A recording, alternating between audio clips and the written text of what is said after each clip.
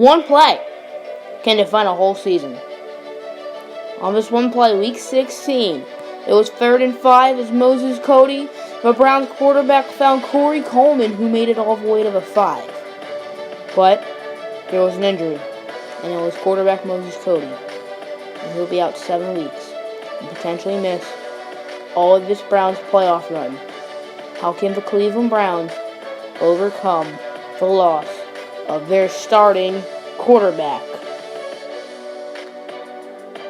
One play can sum up the team's whole season. And that play could have summed up the Browns' whole season.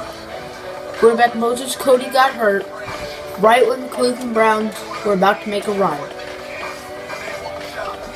Moses Cody was second in the NFL in passing yards this year and could have been first if he played last week. Of course, he was injured, so he couldn't play last week.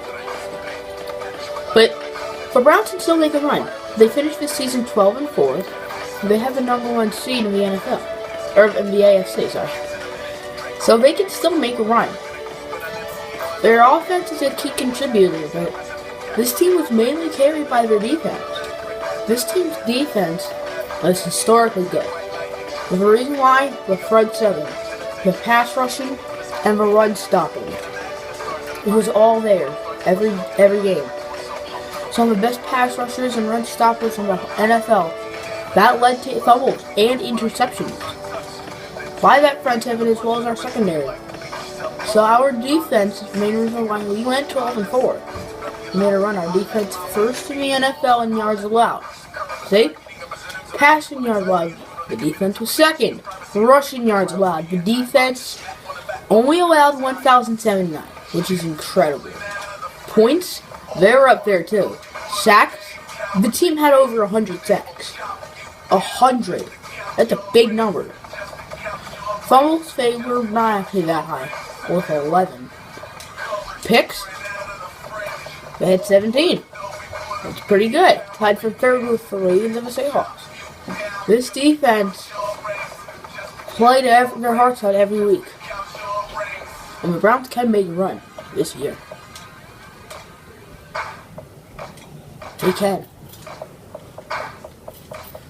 They will. They will play either a 4, 5, or 6 seed, depending on what happens in the games. They will play the 4, 5, or 6 seed. If everyone wins is supposed to win, they'll play the 4 seed. If the 5 seed and the 4 seed wins, they'll play the 5 seed. If the 6 seed wins, they'll play the 6 seed. But this Browns team is ready. They are ready. Here's the team. XP'd up. Moses Cody went up. Tyrell Rogers went all the way up to an 86. Trey Brandon went all the way up to an 84. With quick development, which is beautiful. Music to our ears. Defense. Curry Lindsey went up to an 85. Gabriel Roundtree an 86. Seistic Youngblood and Marvin Fulcher went up to a 90. And Seistic Youngblood got that quick development. When I saw that, I was stoked. Because Seistic Youngblood really deserves that. He had a heck of a year. So what we're going to do is we're going to interview 3 Cleveland Browns players on their thoughts of making the playoff. Before we do, one player on this Browns team has actually won a Super Bowl. And that's David Bruton. He won Super Bowl 50 with Denver Broncos. I don't think he won another one. So the first Brown we got today is going to be rookie wide receiver Linval, a.k.a. The Flash Boye. So the floor is yours, Linval. I'm stoked, man. I did not expect much playoffs this year. The Browns are historically a very bad team. And they made the playoffs. I was just so happy when I got the amount of playing time I did. I was so happy. While I was in their third of the year, they still gave me playing time. And I'm so happy to be Brown. I can probably say I'm a Cleveland Brown. Thank you, Linval. But first, let's just take a look at the defensive stats for a minute before we talk to anyone else. Tackles for a loss, 27 for Gabriel Roundtree. He had an amazing season. Seistic had 18, Donald 17, Vulture 15, Tubbs 13, Darren Lee 11, Curry Lindsey 10, Ogden 9, Eduardo Cleveland 7, sacks. Brown. Seistic Youngblood 19.5. I wish Shiesty kept the last game of the season he had this year or last year. Because he had 3.5 sacks last game. If he had that last year, he'd probably have superstar development. He'd probably be higher rated. And he would have won Defensive Rookie of the Year. Because he just got good development, so that's why he'd have superstar. But Marvin Fulcher, who's had superstar development since we drafted him, he gained like 10 overall points in 1 year, which is insane. Carly Lindsay, the other rookie, 16.5 sacks. Aaron Donald, 13.5. But I just wanted to show you. Sacks per down went to Dunn. For whatever reason, he only had 517. For whatever reason, none of the plays didn't even use the defensive tackle. It was kind of annoying.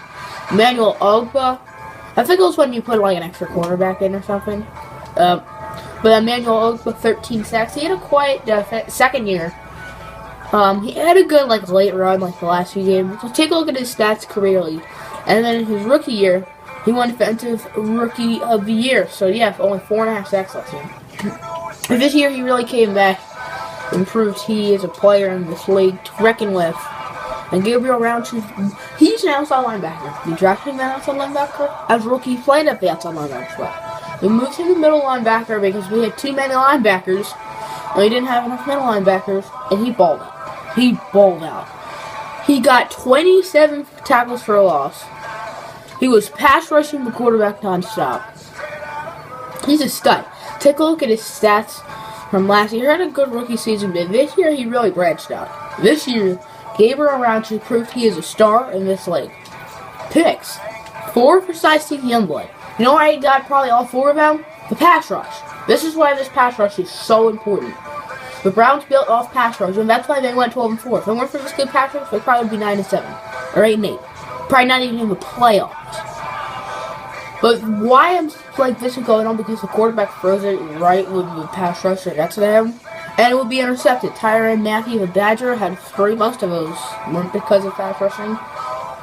Fulcher had 2. Cleveland had 2. And Vernon Hargreaves had 2. Roundtree, Peters, and Bruton, and Manny Joseph all had 1. Yards went to Youngblood. Global forces. 3 for Fulcher and the Honey Badger. Recoveries. 4 for Emmanuel Ogba.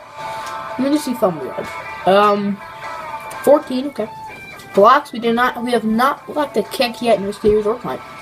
Defensive touchdowns, we had 4. Marvin Fulcher, the Vulture, had 2. Trey Lindsay had 1. Shiesty Youngblood had 1. So let's also look at kicking. Roberto Aguayo, he can only kicks from anywhere from 50 to 59 yards. Other than that, he can't. Look at his extra punts. 85%. That's hideous. Punting. Taylor Sams was the best punter in the league. Inside the 20-21. Only 8 touchdowns. Compared to that 21. Taylor Sams didn't play one down. He played 55 downs probably because he kicked 2 field goals. The kick returning, we didn't really do anything there. We didn't have any touchdowns. Punt returning, we did have a touchdown week 1. Flash Boyate. So let's take a look at the league stats and stuff. Now as we go through the league stats and the awards, we're going to talk to 2 more Browns players. The first one is none other than arguably the best defensive player this year in the NFL, Shiesty Youngblood. I am so excited to be in this situation. I've been coming off a 4-12 season. This team, man, they really got it together. And I'm very sure about this team. We show this team can play football. Both sides of the ball. Again, because of the defense and offense. And special teams are really well too. So I think we have the complete package which can make a run. Moses wants us to make a run. We're gonna make a run. Big size take. So the Browns with the complete package. It's hard to disagree on that one because they kind of do. Special teams has been very solid this year. At least most of it. At least punting the ball has. But the last guy we're going to talk to is probably the Defensive Rookie of the Year in fellow outside linebacker Marvin Fulcher, the Vulture.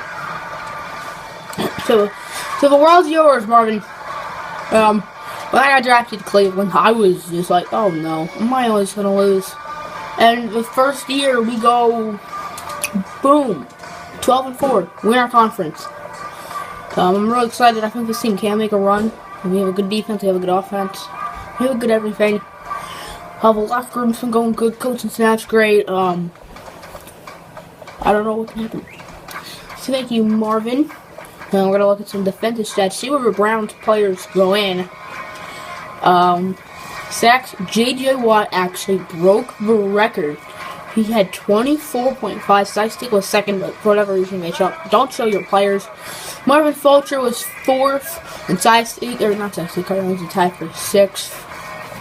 Oh yeah, J.J. Watt broke the sack record. Hex Revis Island had 6. Take a look at other big fellas. A lot of 5. Systek only had 4. Kicking.